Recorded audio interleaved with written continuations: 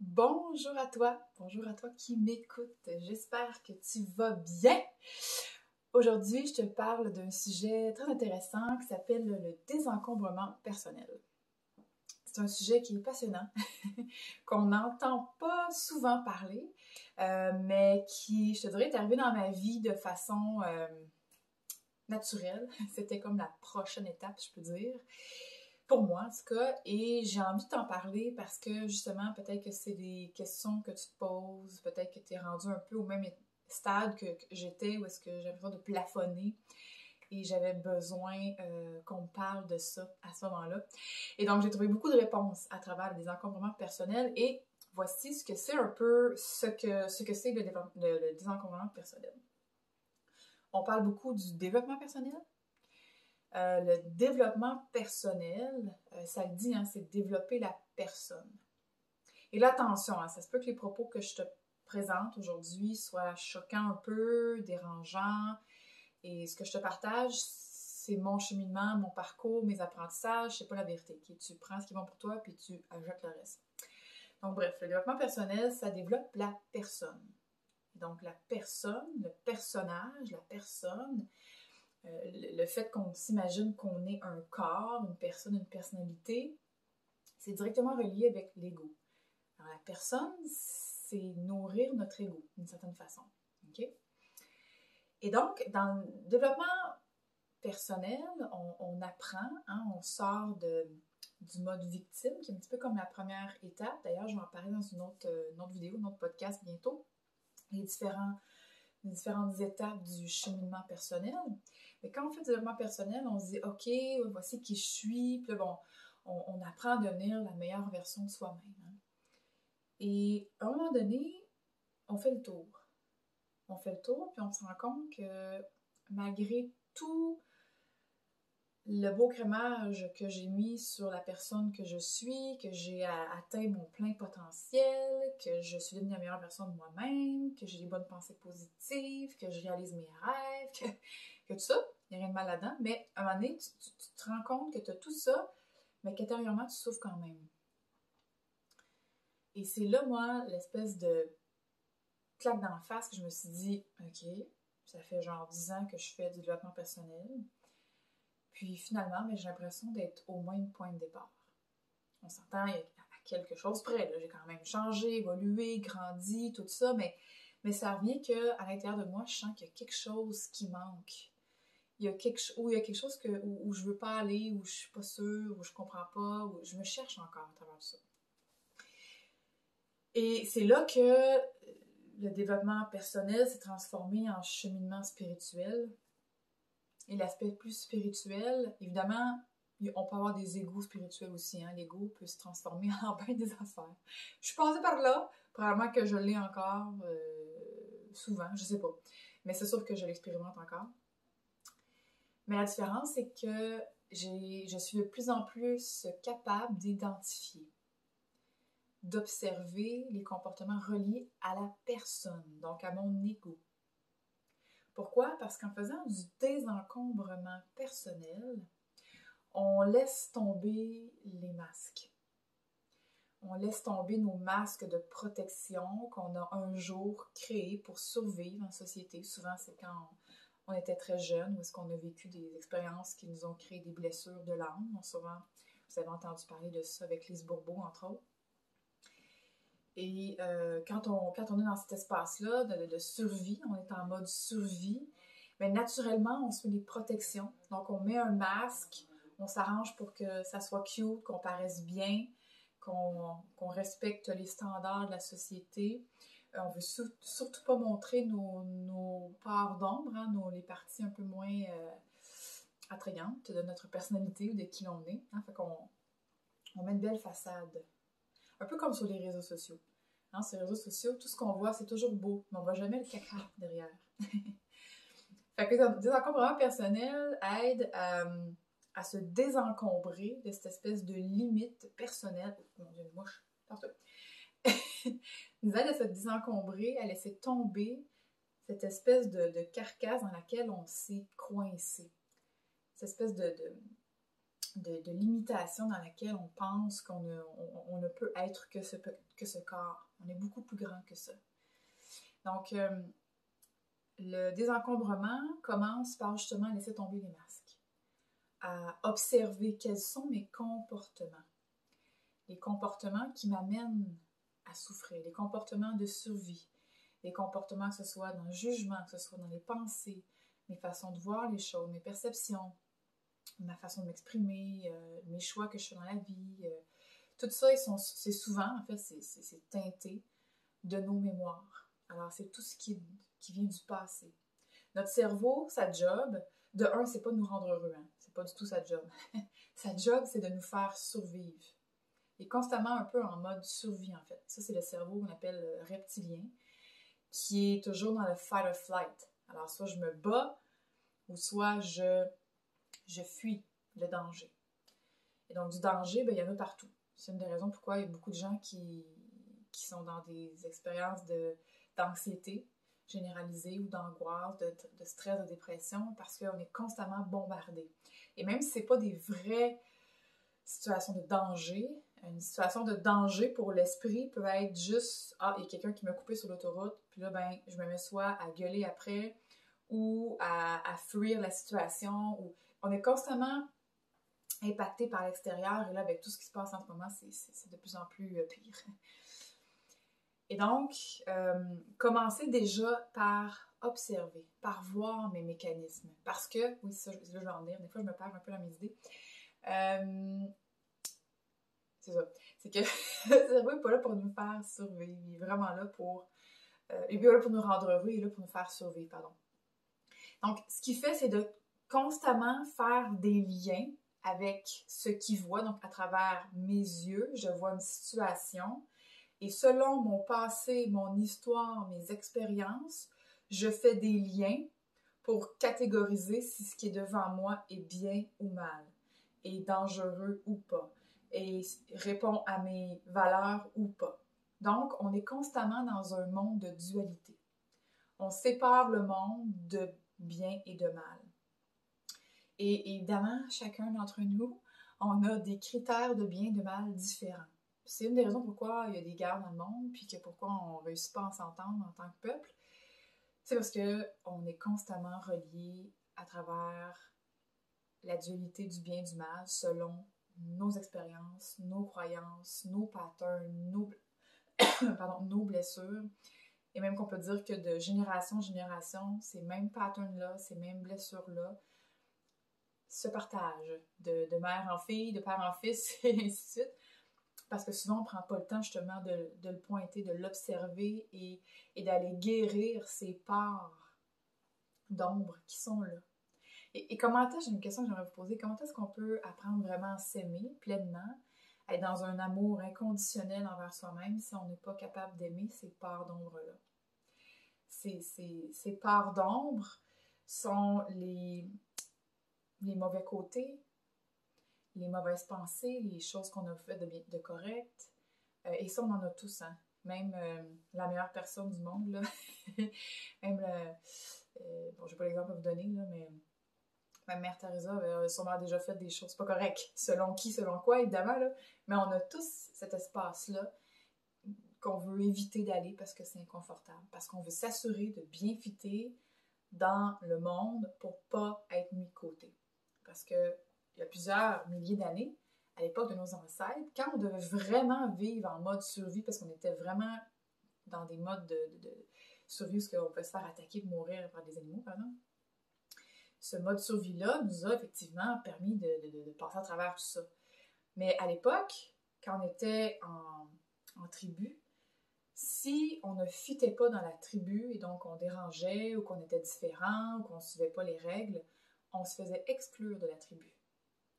Ce qui veut dire que si on était exclu de la tribu à cette époque-là, ça voulait dire la mort parce que c'est impossible ou presque de survivre seul. Mais ça, c'est ancré profondément en nous. C'est ce qui fait qu'aujourd'hui, on a encore la difficulté à respecter qui l'on est vraiment, par peur d'être mis de côté, rejeté par la société, parce que dans le cerveau, rejet de la société égale mort. Là, je pousse un peu, c'est pas le sujet que je veux vous parler aujourd'hui, mais bon, ça donne comme ça. Alors, revenons aux désencombrements personnels. Les encombrements, c'est justement de laisser tomber toutes ces mémoires-là, une à la fois.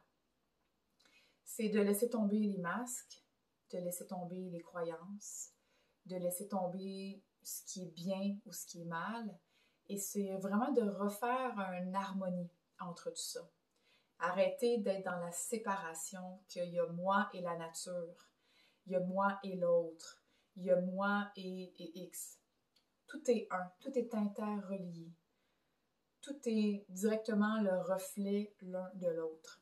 On est le reflet l'un de l'autre autant positivement. Quand vous trouvez par exemple une personne qui est extrêmement inspirante, puis que vous dites « Ah, wow, j'aimerais donc ça, être comme ça, hein? » Ben, ce que vous trouvez de beau chez l'autre, c'est parce que d'abord et avant tout, c'est en vous. Mais à l'inverse aussi, ce qui vous tape le plus ses nerfs de l'autre, c'est parce que c'est en vous aussi. On est constamment le reflet l'un de l'autre.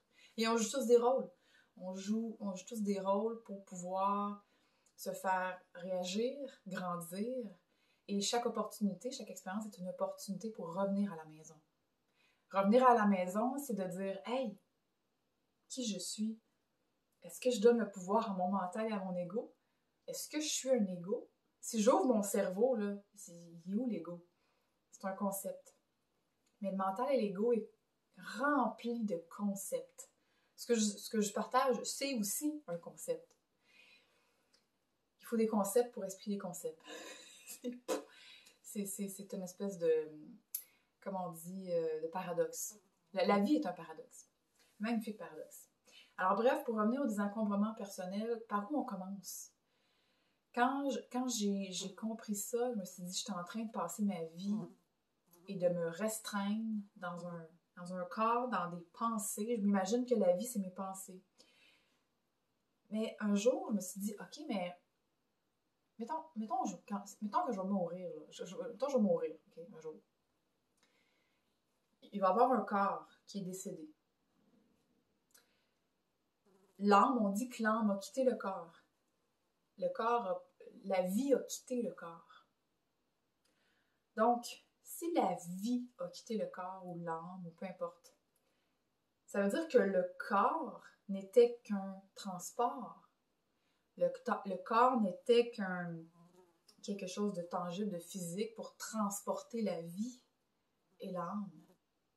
Et est-ce qu'on peut se limiter dans la vie par ce que le mental, les programmations, des vieilles programmations de millénaires, on peut même encore penser des programmations par rapport à la femme, par rapport aux Noirs, par rapport à les Juifs, par rapport à plein de choses qui ont été marquantes dans l'humanité. Où est-ce que, eux c'était des bons, eux c'était des pas bons, ou ça c'est correct, ça c'est pas correct, une femme peut pas faire ci, peut pas faire ça, ou un homme doit faire ci, doit faire ça, ou un homme ça n'a pas d'émotion, puis une femme c'est trop émotive. Voyez-vous, il y a plein de concepts, je pourrais vous en dire à l'infini, mais il y a plein de concepts qu'on nous a rentrés dans le coco et qui guident aujourd'hui nos décisions, nos actions et comment on se sent au quotidien. Donc, de retourner à la maison, d'aller voir comment je me sens. Qu'est-ce qui fait que je me sens comme ça? C'est quoi la croyance, la pensée, le concept auquel je donne de l'énergie, auquel je crois, qui me fait sentir comme ça? Qui suis-je pour dire ce qui est bien ou pas? Selon qui? Selon quoi? Alors, ça donne quoi les résultats du désencombrement personnel? C'est que plus qu'on se désencombre, je donne un exemple, peut-être ça peut aider. Moi, je suis très visuelle, j'aime ça, les exemples concrets. Imaginez que vous avez des sacs d'épicerie sur les bras. Tu sais, des fois, moi, je fais ça des voyages de paresseuse, là. Je fais l'épicerie, je ne vais pas comme faire 12 000 voyages, fait que je me mets tous les sacs sur les bras, tu sais, puis j'en mets dans le cou, puis là, je m'en viens, tu sais, puis j'ai les bras qui saignent quasiment, tellement que j'en ai trop. Mais c'est pas grave. C'est efficace. Fait que je m'en viens. Imaginez que vous avez tous vos sacs d'épicerie, puis ça, ben, ces sacs-là sont remplis de vos mémoires, vos croyances, vos expériences de vie, votre passé, vos attentes, vos doutes. C'est rempli, là. Ça, c'est comme votre bagage. Et là, il y a un jour, puis là, vous traînez ça constamment, c'est lourd, ça fait mal, c'est inconfortable, puis vous comprenez pas pourquoi, puis vous vous dites, ben moi, Tu sais, moi, je suis un sac de plastique mauve, puis moi, j'ai telle affaire, puis tu sais, moi, j'ai pas de sac de plastique vert comme elle, tu sais. Puis là, on s'identifie par les sacs de plastique d'épicerie, puis ce qu'il y a dans les sacs d'épicerie. Puis à un moment donné, il y a quelqu'un qui nous dit « Laisse-les donc tomber tes sacs. Juste 2 secondes, voir. Laisse-les par terre. Fais juste 2 minutes. Laisse tes sacs par terre. » OK. Je laisse mes sacs par terre, j'enlève mes bras, je vois que mes bras sont tous meurtris à cause justement des sacs, de la lourdeur et tout ça, j'ai mal partout, mais je me rends compte que, ben voyons, OK, j'ai plus de sacs, mais je suis moi. OK, donc il y avait quelqu'un, il y avait quelque chose, je ne voudrais pas dire quelqu'un parce qu'on reste dans le concept de la personne, mais il y avait quelque chose qui tenait les sacs. Je ne sais pas si vous voyez un peu mon exemple. Donc, il y avait quelque chose de plus fort, de plus grand, ce qui est la vie. Voyez-vous un petit peu ce que je veux en venir? Donc, en ce moment, on est coincé dans nos pensées, c'est les sacs. Hein? Et la vie, ben, c'est nous. C'est la vie qui vit à travers nous. Mais la vie ne peut pas prendre toute la place tant qu'on a nos sacs, tant qu'on continue à s'identifier avec nos sacs d'épicerie et ce qu'il y a dedans. Alors, c'est temps de laisser tomber, un à un, ces croyances-là, ces mémoires-là, et pour pouvoir avoir accès à tout le potentiel que la vie peut nous offrir, à tous les miracles qu'elle peut nous offrir. Et c'est un peu ça les résultats, si on peut dire, si on s'attend à avoir des résultats. Il n'y a pas vraiment de résultats à atteindre, il n'y a rien à atteindre en fait en tant que tel. Mais si on peut dire qu'il y a un résultat, c'est qu'on on redevient qui l'on a toujours été. On arrête de vouloir devenir la meilleure personne, la meilleure version de soi-même, ce qui est beaucoup relié à l'ego, au mental, le fait de vouloir avoir ou faire, t'sais. On a oublié d'être. Et donc, on laisse tomber de plus en plus ces patterns-là. Et on retrouve de plus en plus qui j'ai toujours été, cette essence de vie extraordinaire qui vit à travers moi. Et on revient à la maison. On retrouve cet espace sacré de paix extraordinaire qui nous permet de voir la vie à travers les yeux de la vie et non pas à travers les yeux de l'ego. On peut enfin voir le miracle autour de nous, dans tout, dans la mouche. N'est-ce pas? Ah, quel est ça? Ah, elle est venue se mettre sur mon doigt. Le miracle de la mouche, pour celles qui voient la vidéo. La mouche est venue se mettre sur mon doigt. Ah, dans ma face. Le miracle de la vie, le miracle de tout ce qui nous entoure, finalement, tout est un miracle. Tout est un miracle ou rien n'est un miracle. Alors, ça change totalement notre perspective de la vie. Et ce qui arrive devant nous n'est plus un danger. Ce qui arrive devant nous devient une opportunité pour observer, pour choisir à nouveau, pour retourner à la maison et pour de plus en plus se désencombrer, pour au final être le plus pur possible, le moins de sacs possible, d'être finalement libre. Être libre de tous ces concepts, ces pensées, ces croyances qui nous font finalement juste souffrir inutilement. Je vais terminer avec une petite mini-histoire que j'aime beaucoup. C'est l'histoire de poisson. Un petit poisson dans l'eau. Le petit poisson un peu excité qui s'en vient, qui s'en va voir son grand-père. Le petit poisson, il dit « Papa, grand-papa, je cherche l'océan. » Le petit poisson est bien excité. « Papa, grand-papa, je cherche l'océan. Est-ce que tu peux me dire où est l'océan? » Alors là, le grand-papa, il fait un sourire en coin. Il dit « Ah oui, tu cherches l'océan? Ben, mon petit-fils, regarde autour de toi. L'océan est autour de toi. Il a toujours été là, il t'a jamais quitté. » Et là, le petit-fils regarde en fronçant du sourcil, il dit « Mais non, grand-papa, c'est pas l'océan, ça. Ça, c'est de l'eau. » Puis il repart à la recherche de l'océan. Mais c'est un peu ça qu'on fait. on cherche du sens, on cherche la motivation, on cherche à donner la meilleure version de soi-même, on cherche des résultats, on cherche toujours à l'extérieur de soi, on cherche dans le futur ou dans le passé, selon. Mais on va rarement retourner à la maison, retourner à l'essence, au soi, qui a toujours été là, qui n'est jamais parti, qui n'est jamais arrivé en fait, qui a toujours été là. Et il nous attend patiemment quand on sera prêt à la rencontrer à nouveau, à revenir à la maison. Alors voilà, mes belles... La mouche est encore là. Mes belles amies, mes beaux amis qui m'écoutez en ce moment, merci de votre écoute. J'espère que ça va vous donner quelques outils. Comme je vous dis, ce n'est que ma perception, encore une fois, c'est des concepts. Mais je pense que ça peut peut-être vous ouvrir des portes ou pas. À vous de voir. Alors là-dessus, je vous embrasse. Passez une magnifique journée et à bientôt.